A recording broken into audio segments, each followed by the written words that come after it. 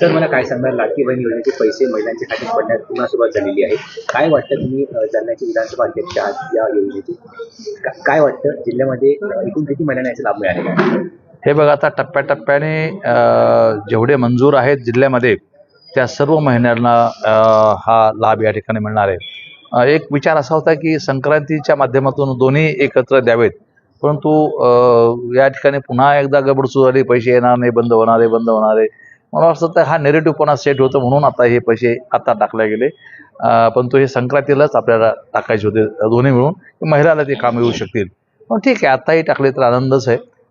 आणि टप्प्याटप्प्याने काही टप्पा काल रात्री झाला, काही टप्पा सकाळी आला, असा मिळून सर्व महिलांना हा पैसा या महिन्याचा मिळून जाईल. महिलांना आता सध्या 1500 रुपये येतात आहेत. महायुतीने सांगितलं होतं की आम्ही 2100 रुपये देऊ, तर साधारणतः हे 2100 रुपये कधीपर्यंत मिळू शकतात? हो, या समितीचा अध्यक्ष म्हणून निश्चितपणे मी या बाबीमध्ये पाठपुरावा करणार आहे. लवकरात लवकर माननीय मुख्यमंत्री महोदय आणि एकनाथ शिंदे साहेबांनी जाहीर केलेलं आहे की लवकरात लवकर आम्ही हे पैसे 2100 रुपये टाकायचं सुरू करू. सर, विधानसभा निवडणुकीत लाडकी बहीण योजना ही गेम चेंजर ठरली होती. आता स्थानिक स्वराज्य संस्थेच्या महानगरपालिकेच्या नगरपालिकेच्या निवडणुका तोंडावर आहेत, तर या निवडणुकीत या योजनेचा इम्पॅक्ट पाहायला मिळेल? 100% महिला भगिनी प्रचंड या योजनेवरती खुश आहेत, समाधानी आहेत.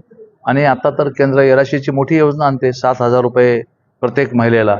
मग ते 7,000 रुपये आणि हे 1500 रुपये, म्हणजे एवढा मोठा महिलांना सक्षम करण्याच्या संदर्भातला निर्णय या ठिकाणी होतो.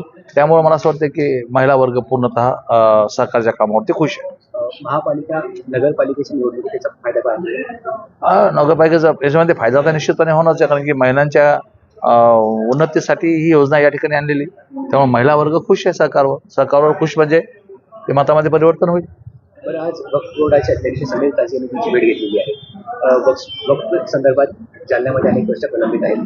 काय वाटतं? भेट घेतलेली नाही, मी त्यांना या ठिकाणी निमंत्रित केलेलं आहे. वक्फ बोर्डाचे काही विषय या ठिकाणी आहेत. श्यामाप्रसाद मुखर्जी या गार्डनवर वक्फ बोर्डाने ऑब्जेक्शन घेतलेलं आहे. मास्टर फुलंब्रीकर नाट्यगर याच्यावरही ऑब्जेक्शन घेतलेलं आहे. तिथं महावीर मंगल कार्यालय, तिथंही काही अडचणीचा विषय.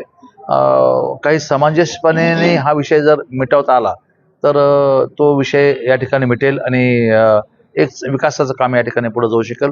समीर काजी अत्यंत पॉझिटिव्ह माणूस आहे आणि तो सार्वजनिक कामाला कुठेही अडचण येऊन देणार नाही.